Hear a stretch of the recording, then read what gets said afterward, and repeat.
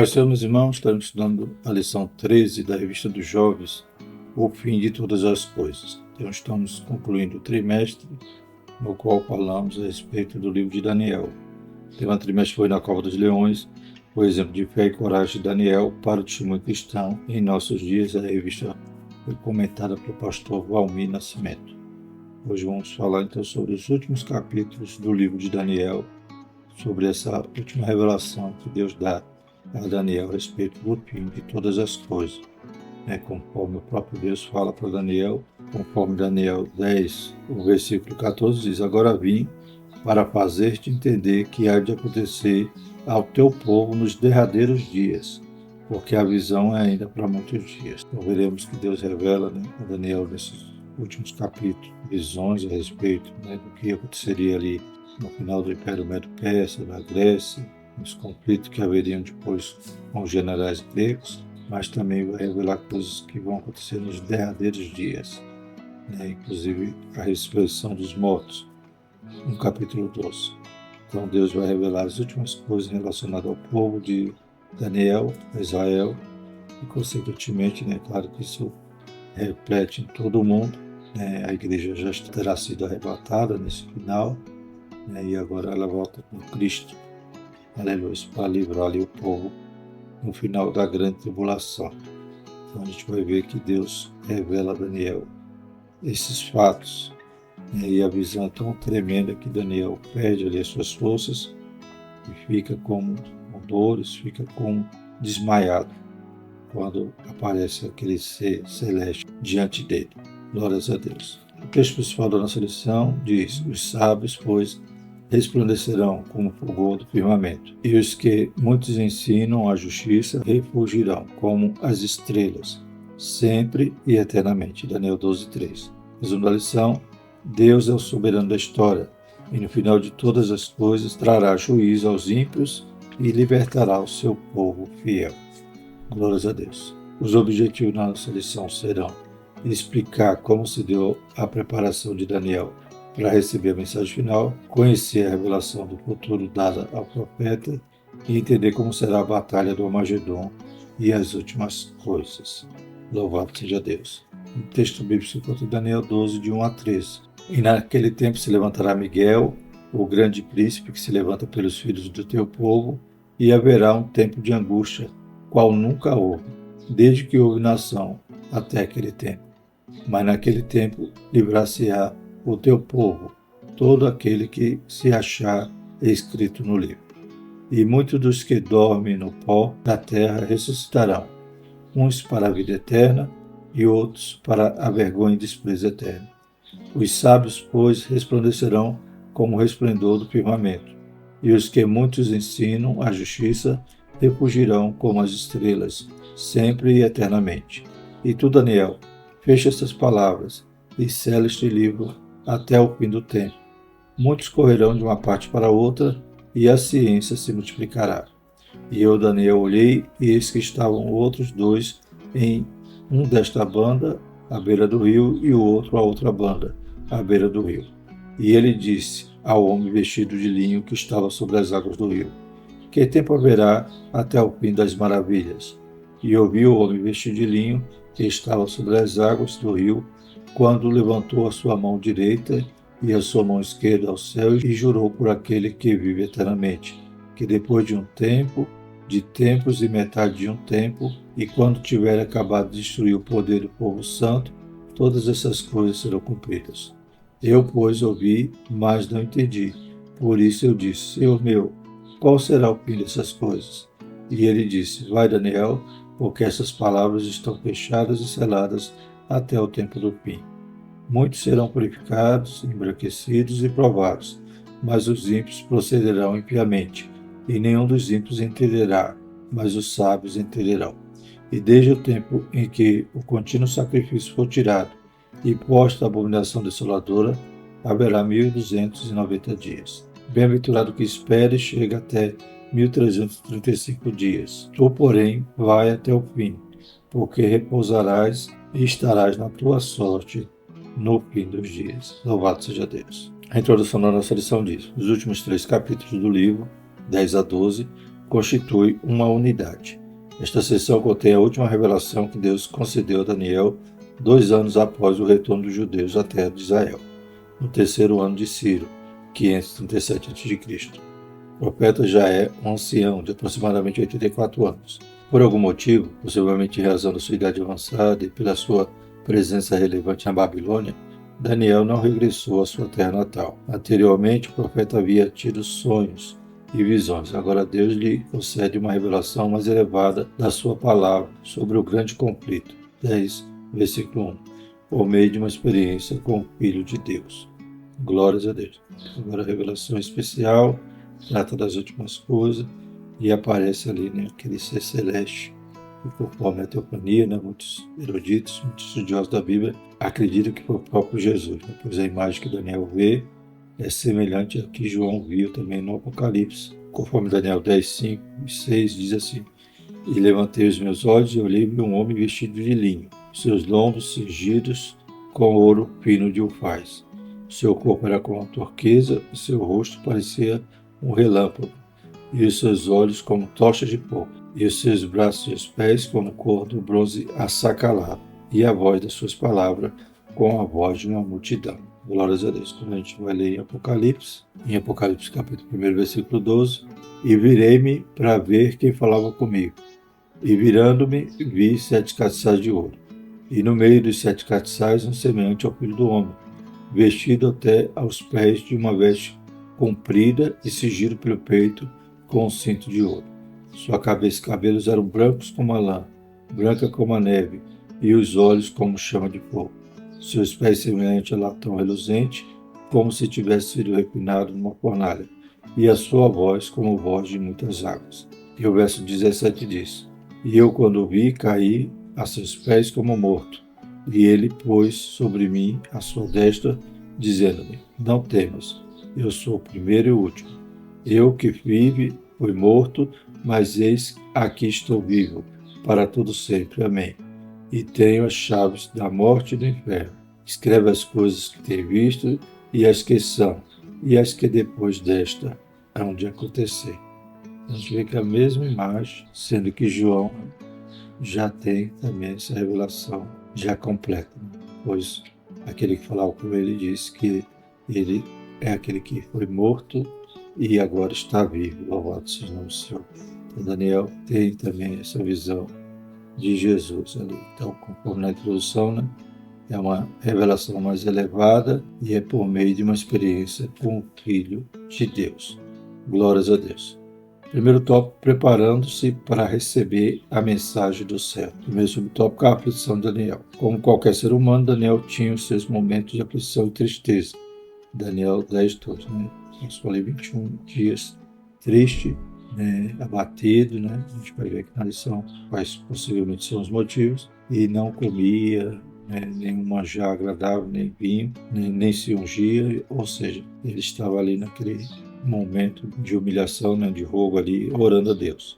A razão do seu abatimento tinha a ver possivelmente com a interrupção da reconstrução do templo da cidade de Jerusalém naquela ocasião. Esdras capítulo 1 e 3, capítulo 4, versículo 4 e 5. Então a gente tem esse relato no livro de Esdras, que o povo retorna para Jerusalém, porém começa a construção e daqui a pouco eles desanimam, acabam indo cuidar da sua própria vida, edificar suas casas estucadas, como diz depois os profetas Ageu e Zacarias, que vão exortá-los a retornar à construção. Mas eles param durante muitos anos de fazer aquilo que era o propósito deles ao retornar para Jerusalém, reconstruir o templo. O povo voltou, mas a restauração plena ainda não havia acontecido. O conhecimento desse fato levou o profeta à angústia da alma, por causa do amor que nutria por sua nação. Em vez de reclamar da situação e murmurar contra Deus, ele entrou em vigília e jejuou durante 3 semanas. Daniel 10:3.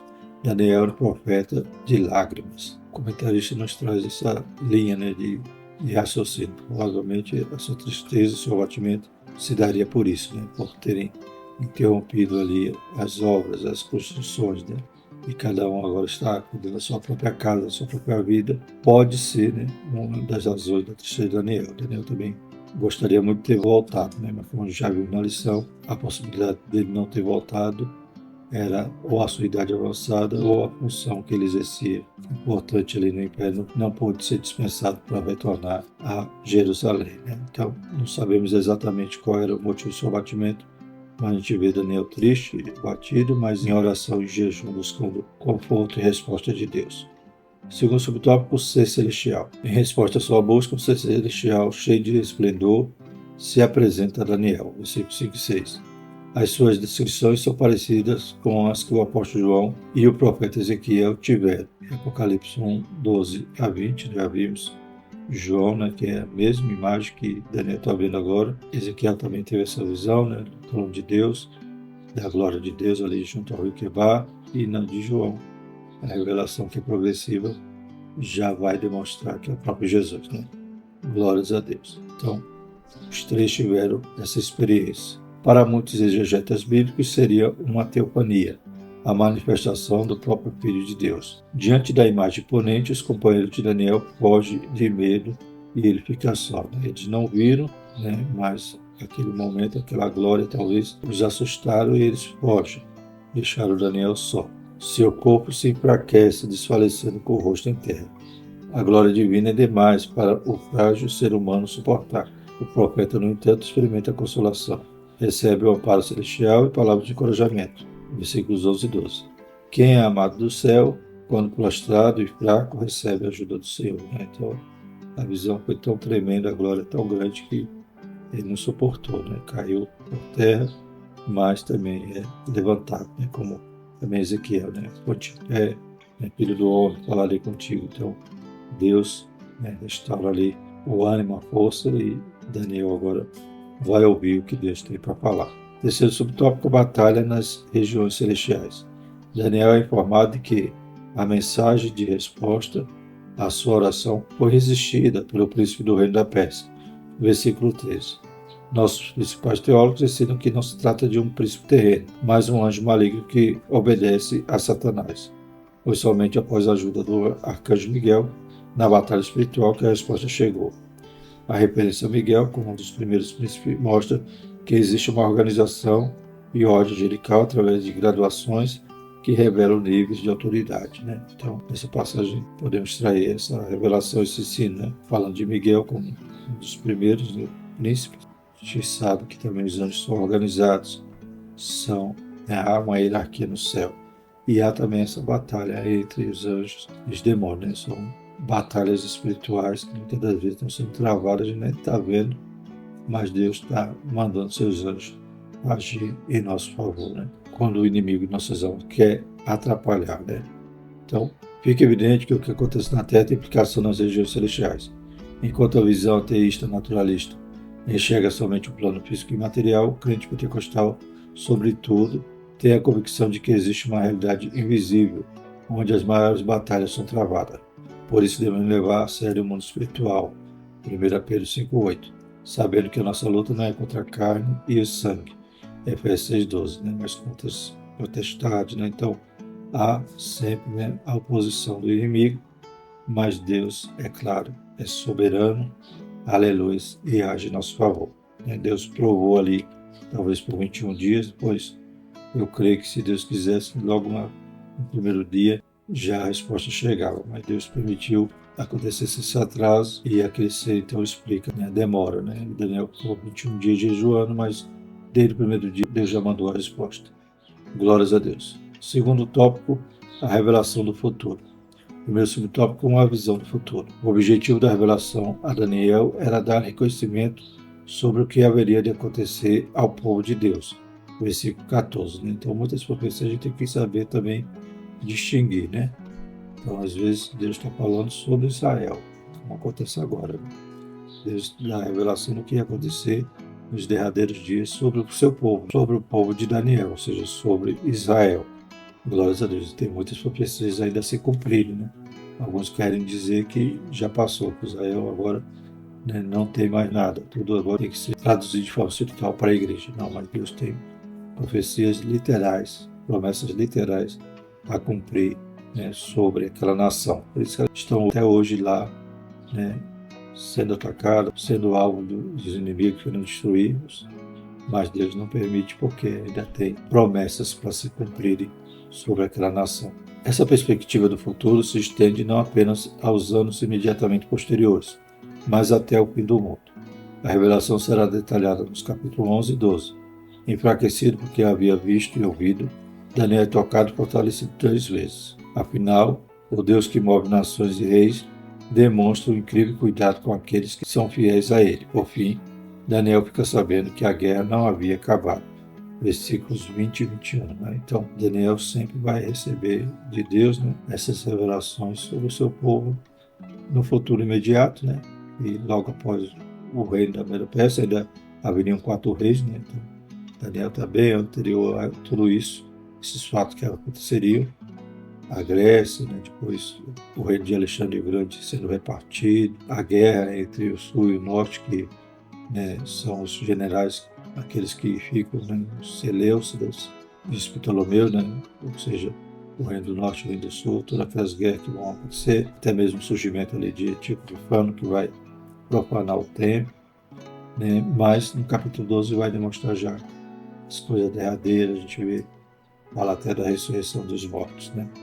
Então, o segundo subtópico vai falar sobre o futuro imediato. No capítulo 11, Deus revela eventos que estavam para acontecer no futuro imediato de Israel. Por que o futuro imediato de Israel? Porque, embora vai falar dessa guerra entre os generais gregos, entre a Síria, os Seleucidas e os Ptolomeus, o reino do sul, que é ali Alexandria, no Egito, Então a gente vai ver que afeta Israel, porque Israel está logo no meio. Os outros 2 generais, talvez não influenciam muito essa questão de Israel, mas com o foco ali é Israel, esses 2 generais vão guerrear um contra o outro, esses reinos vão guerrear durante muitos anos, Israel está no meio, sempre sofrendo por causa dessas guerras. Ele se desdobra no período interbíblico, ou seja, entre o Antigo e o Novo Testamento, e envolve uma sucessão de reis que vai de Ciro até o desmoronamento do reino de Alexandre Magno, o rei valente, do verso 3, capítulo 11. Contempla a profecia sobre a Síria e o Egito e suas guerras envolvendo os judeus, versículos 5 a 35, incluindo Antíoco Epifânio, o homem vil, versículo 21, torturador de Israel, de quem tratamos anteriormente. Então, Israel está no meio dessa guerra da Síria e do Egito, Império Grego, dividido agora em 4, e essas 2 regiões, Israel está no meio. A passagem descreve minuciosamente intrigas políticas, alianças e conflitos militares ao longo dos séculos seguintes. Em razão da riqueza dos detalhes proféticos, muitos chegaram a questionar a data do livro de Daniel, como se tivesse sido escrito posteriormente aos fatos históricos. Contudo, a predição de eventos históricos centenas de anos antes da sua ocorrência mostra que a palavra de Deus não cai por terra. Glórias a Deus. Então, 4 reis antes de acontecer aqueles fatos, a partir de Alexandre o Grande, Deus dava a revelação a Daniel. Os críticos da Bíblia vão dizer, não, isso aqui não é impossível. Tanto detalhe a respeito dessas guerras, dessas intrigas, só pode ter sido escrito posteriormente. Mas não, a palavra de Deus é fiel. Deus deu essa revelação a Daniel séculos antes, Glórias a Deus. E a gente vê a palavra do Senhor se cumprindo também hoje, A gente vê a profecia que Ezequiel recebe de Deus relacionado à revelação do Vale dos Ossos Secos, E a gente sabe que ali o corpo, os membros ali se unindo, ossos juntos, Até formar a pele, Então aqueles ossos secos, ou seja, algo que parecia que já tinha acabado, Não tinha mais solução, Deus faz retornar parte por parte e forma de novo, Aquele corpo, para posteriormente dar o espírito. Aleluia. A gente sabe que aquela profecia se refere a Israel. E em 1948, Israel estava espalhado, ou seja, os ossos secos espalhados no mundo todo. Em nenhum só dia surgiu a nação decretada a criação do Estado de Israel. Então, ali se cumpria essa profecia de Ezequiel, Falta só o espírito, A segunda parte da profecia, que acontece então quando Jesus voltar para salvar os remanescentes de Israel. Então, mas a nação que tinha acabado aos olhos humanos se juntou osso por osso e formou ali a nação de Israel que temos hoje na modernidade. Glórias a Deus. Então, a palavra do Senhor é dada muito antes e tudo se cumpre cabalmente. E o próximo evento escatológico nós temos que estar para se cumprir. que inaugura todos os demais, que é o arrebatamento da igreja. Esse é o maior sinal. Quando a igreja assumir, quem conheceu a Bíblia e não cria, vai ter que crer. Louvado seja o Senhor. É claro que haverá muitos engodos de Satanás, mas aqueles que estão sábios, como diz aqui, vão entender, quando a igreja assumir, quando a igreja for arrebatada. Esse acontecimento, então, é o maior sinal, e a profecia cumprindo-se ao vivo e a cores. Para quem subir, é festa. Para quem ficar, é choro, como diz a canção. O futuro remoto. Então, vimos que a profecia revela, nesses últimos capítulos de Daniel, fatos que aconteceriam em séculos posteriores, mas também vai falar sobre o final. Deus estava dando a conhecer a Daniel os derradeiros dias do seu povo. No versículo 36 em diante, temos o futuro remoto de Israel. O tempo de angústia de Jacó, Jeremias 30, verso 7. Conforme John Lennox, este capítulo também foi escrito para avisar as pessoas no futuro da perspectiva de Daniel sobre o perigo de interpretar erroneamente os sinais dos tempos e pensar que o tempo do fim chegou, quando não chegou. Este é um erro muito frequente dentre aqueles que usam a doutrina das últimas coisas como um recurso especulativo e sensacionalista. O fato é que a passagem mostra um quadro profético do futuro anticristo e sua atuação, especialmente contra o povo escolhido de Deus. Será um grande líder mundial com poder político e bélico, que procurará destruir Israel. Então a gente tem no finalzinho do capítulo 11, já falando do futuro remoto, ou seja, as últimas coisas, e também o capítulo 12. Temos, muitas das vezes, a profecia com dupla referência, Não estava para o Antigo Epifânio, mas também tem esse cumprimento final, como no capítulo 12, que vai dizer que haverá um tempo de angústia que nunca houve, como a nossa leitura. Naquele tempo se levantará Miguel, o grande príncipe, que se levanta pelos filhos do seu povo, e haverá um tempo de angústia, a qual nunca houve, desde que houve nação até aquele tempo. Mas naquele tempo livrar-se-á o teu povo, todo aquele que se achar escrito no livro. Glórias a Deus. Então a gente já vê que são profecias futuras, futuro remoto. Glórias a Deus. E o terceiro tópico fala sobre o Armagedon e as últimas coisas. Finalzinho, então, do livro de Daniel. A batalha final. O tempo do fim. Versículo 40, capítulo 11. Aponta para o período de tribulação, que é a 70ª semana do texto de Daniel 9, 27. No final desse período, o exército do anticristo se reunirá para destruir Israel, no vale do Armagedon, Apocalipse 16, 16. Essa batalha sem precedentes na história será um enfrentamento bélico espiritual que se dará na derradeira etapa da 70ª semana de Daniel. Terá como palco as montanhas de Megido. Israel não terá condições de vencer pelas armas humanas. Vai ver que é de angústia, e no final tem essa guerra do Armagedon, no final da 70ª semana. Os 3 anos e meio finais, como a gente lembra também em Daniel 12, um tempo e tempos e metade de um tempo, 3 anos e meio. E a gente vê então que volta, a se relacionar esse finalzinho com a profecia da 70ª semana de Daniel. Como também a gente viu que esses eventos que ocorreriam ali no futuro próximo, sobre a Pérsia, sobre a Grécia, também remonta ali às profecias dos outros animais, do bode, do carneiro, do chifre pequeno, do Antigo Epifânio. Então Deus vai revelando, desenrolando esse mistério. Glórias a Deus. E como a revelação é progressiva, lá em Apocalipse, então a gente encontra fatos relacionados à mesma profecia com mais clareza. E o segundo subtópico, livramento divino. Daniel deve ter sentido alívio e conforto ao ouvir o restante da profecia do capítulo 12. Após ter uma noção do período sombrio da grande tribulação e do tempo de angústia, ele fica sabendo que Deus enviará o arcanjo Miguel para proteger o povo de Israel durante a batalha final. Esta revelação tem o seu paralelo com Apocalipse 12, 7 a 8, que diz: E houve batalha no céu, Miguel e seus anjos batalhavam contra o dragão, e batalhavam o dragão e os seus anjos. Mas não prevaleceram, nem mais o seu lugar se achou nos céus. Glórias a Deus. Sobretudo o grande general é Cristo, Mateus 24, 15 a 31. Deus dará livramento ao seu povo quando ele reconhecer que Jesus é o Messias. Ezequiel 37. O Senhor, à frente do exército celestial, em cavalos brancos vencerá o anticristo e o falso profeta e os lançará no lago de fogo. Segundo Tessalonicenses 2:8, Apocalipse 19:20. E os exércitos inimigos serão destruídos. Zacarias 14:12. Né? A palavra vai revelando, né, esses últimos acontecimentos. Né? E é claro que, embora Miguel é levantado aqui para proteger o povo, quem vence a batalha é Cristo, né? Aleluia, destruindo ali aqueles exércitos e derrotando o anticristo, falso profeta, inaugurando o lago de fogo e amarrando Satanás por 1000 anos. Mateus 24, 15-31 diz: Quando, pois, virdes que a abominação da desolação de que falou o profeta Daniel está no lugar santo, quem lê que entenda, então que estiver na Judéia, que fuja para os montes.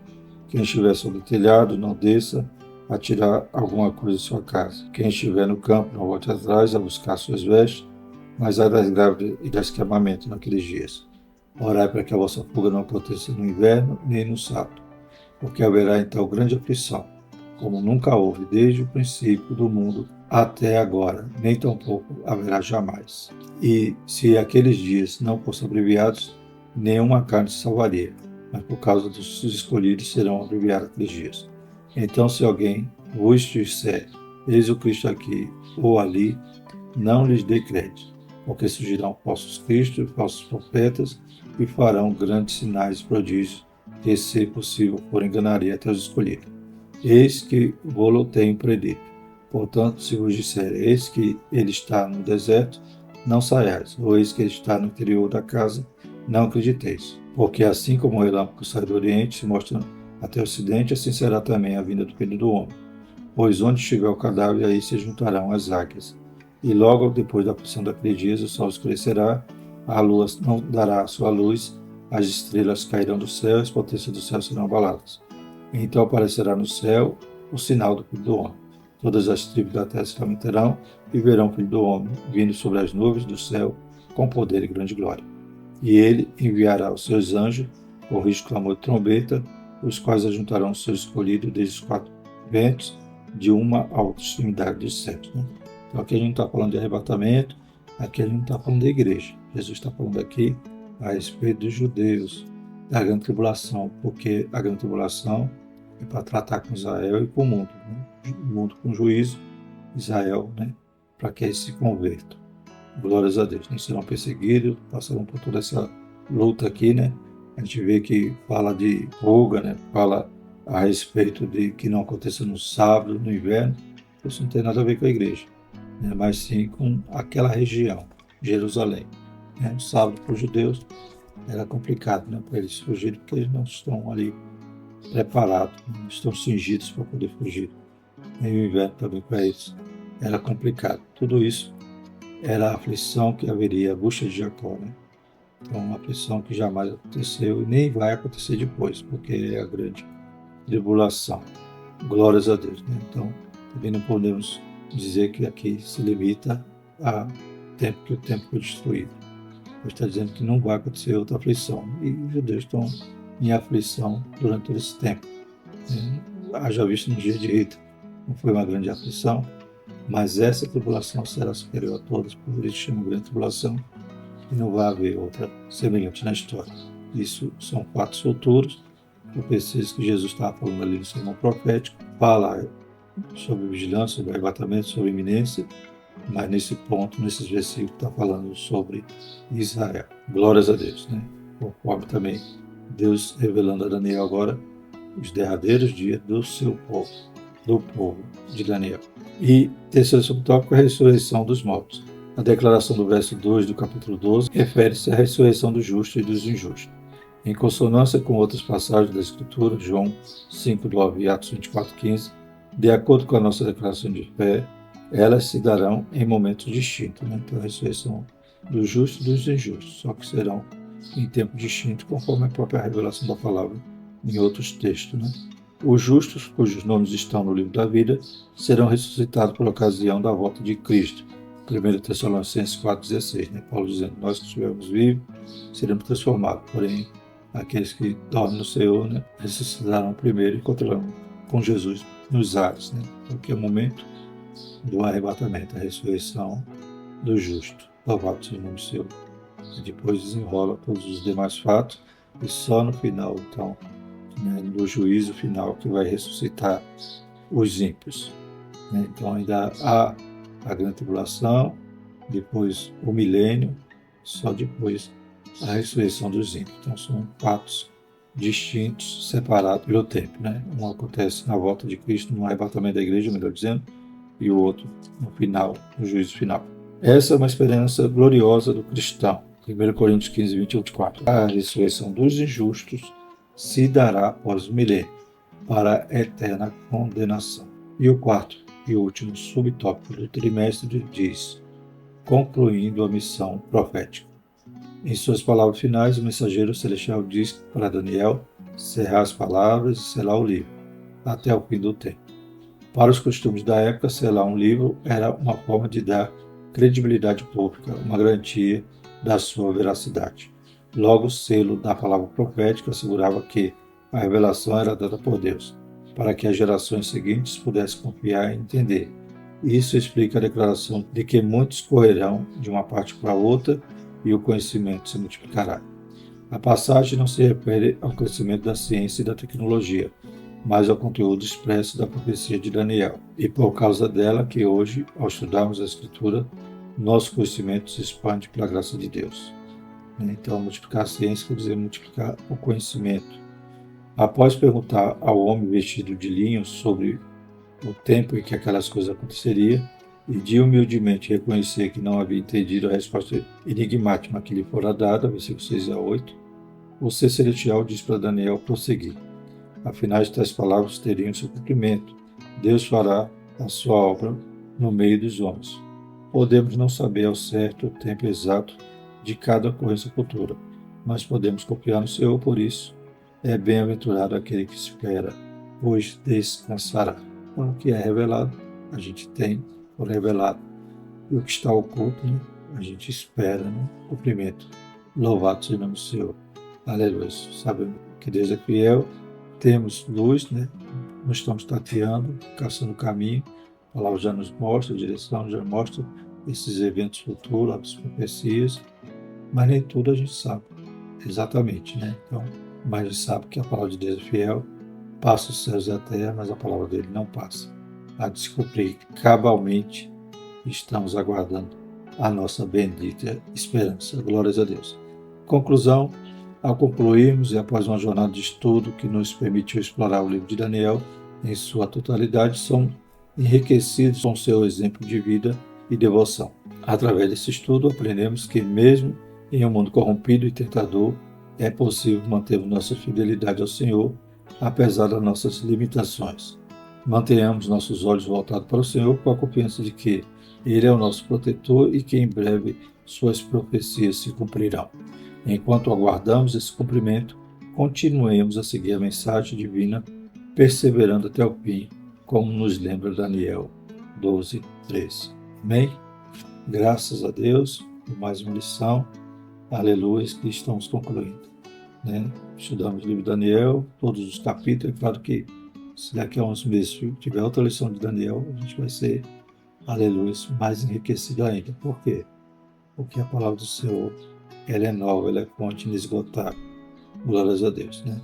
Então, louvamos a Deus por esse estudo, pela vida do pastor Valmir Nascimento, que Deus continue abençoando ele, dando entendimento, dando conhecimento da palavra e usando ele poderosamente nesse ministério, do ensino. Glórias a Deus. E na próxima lição estaremos estudando a respeito do livro de Provérbios, a lição dos jovens, né? Que Deus continue abençoando e guardando, né, cada aluno da escola dominical que ama esse ministério e certamente tem sido enriquecido e edificado. Vamos orar. Santo Deus, te louvamos, te agradecemos por mais uma lição e concluímos mais um trimestre. Aleluia, que o teu Espírito Santo tenha nos revelado a tua palavra. Deus Santo e Poderoso, continua despertando os jovens, despertando o dom de cada um, fortalecendo, Pai, que cada um possa ter como exemplo Daniel, Pai, seus amigos, que permaneceram firmes, não se contaminaram, mesmo longe da sua pátria, mesmo longe dos seus pais, mesmo em uma nação, Pai, que oferecia tantos atrativos, tantas tentações. Também neste mundo, os jovens estão, Pai, aleluia, sendo cercados, Pai, por várias distrações, por várias tentações. Que possa livrar cada um, Pai, aleluia, que possam ser fiéis e permanecer até o fim. Aleluia, crendo na tua palavra e aguardando o cumprimento das suas promessas. Em nome de Jesus. Amém. Que a graça do nosso Senhor Jesus Cristo, o amor de Deus, a comunhão do Espírito Santo permaneça sobre nós, hoje e para todos sempre. Amém.